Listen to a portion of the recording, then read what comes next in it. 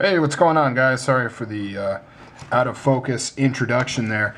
We're going to take apart this Gerber auto because it has got quite a bit of grease inside, and I kind of want to get it cleaned out, get everything all hot and spiffy, get everything all nice and clean.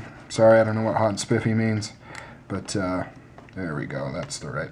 Just picked this up at Lowe's or Home Depot the other day, a new multi-Torx bit guy.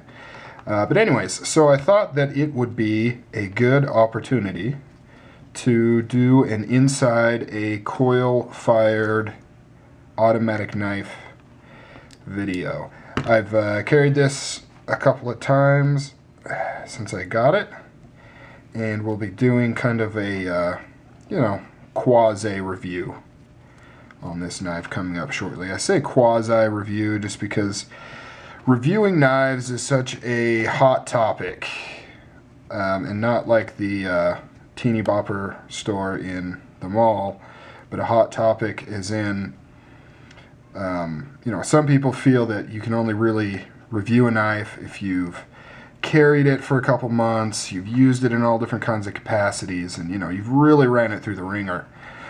Which, ideally that would be the way you would review anything. However, practically speaking, most of us here on YouTube, we don't get paid to do our reviews, and it's just not practical to put knives through that much of a review time. I mean, we don't have the time to, and that pivot is tight. Good gosh. Whew. Probably sounds like sex noises on your end here. I am literally worried that I'm going to bust either my tool or the head of this thing. Wow, that is something else. I don't know what they've done to this. That is crazy tight. Wow. It's actually getting harder to unscrew as it gets further out, which usually is the opposite. Anyways, what was I talking about? Oh, knife reviews. Anyways, yeah, you know what I'm getting at. I think at the end of the day, it's still quite pertinent to just give an overview of the ergonomics, how it functions, how it carries, and the materials and things like that. But that's not the point of this video. I was just filling time. So let's see if we can get this apart without losing any springs or anything like that. Definitely well put together. You can usually tell knives that are very well put together because when you remove all the screws, you still can't, it doesn't fall apart on you. You gotta pry it apart. But yeah, this thing is gonna be full of grease. I can tell for sure. Oh, we're getting closer. Okay, let's see. I don't want to have anything kind of sneak up on me, pop out of place, any springs. Ooh, it's been a while since I've played with autos. Multiple areas for things to go wrong. So what we have here is the scale. You can see the safety right here. Very simple. All it does is slides underneath the button so you can't press the button down. I noticed this. Oh, here, that's what it is. I was going to say that I noticed, looking on the inside of the scale, this little guy right here, and I wondered what it was. That is the detent for the safety. That's how they get the detent so strong right there. That's pretty cool. Wow, that's pretty neat. You can see how it's press fit in there.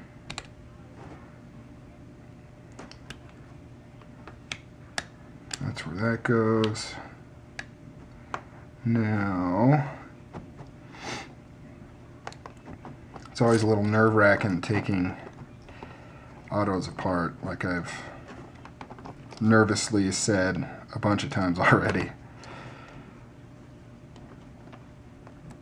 Oh man, that is like super on there. That is really, really press fit in there. See the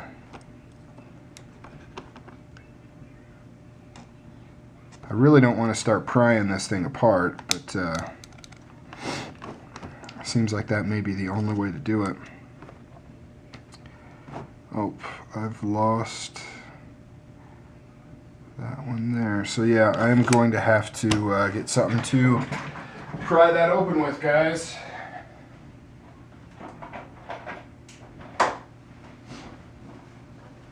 Because it is not just going to pop off.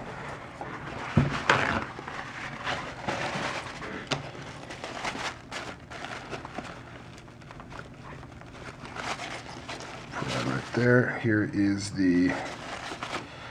Now there's no going back because the stop pin just came out. And once the stop pin comes out, I've got to take it all the way apart. Okay. There goes that. I don't even know if I'm in frame, guys. Sorry. There we go. Okay. So, we've got the button. Whoops. Comes right through there. This is also the plunge lock. It'll be getting cleaned. Here's the spring for the plunge lock right there. And the scary part is that guy, which actually I may just leave this as is. I don't know if I want to take this out or not. Definitely doesn't want to come out of here.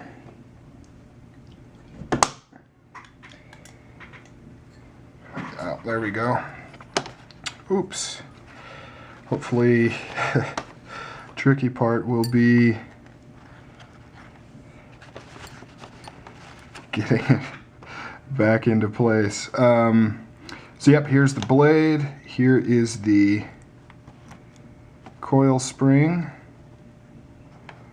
Right here. As you can see, it's got a little tab that goes down inside there.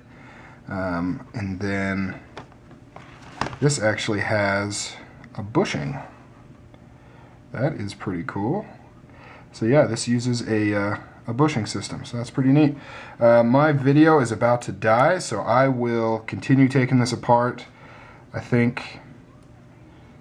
Or actually, I'll probably just call this good and just clean it up from here and get it back together.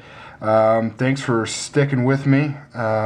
Hopefully, I don't know if this was informative at all. I bumbled around with taking it apart so long I didn't really get to show you guys too much, but at least you see all the parts. Maybe I'll do a put it back together version video just so you can see me screw around with that. Alright guys, I'm out of here.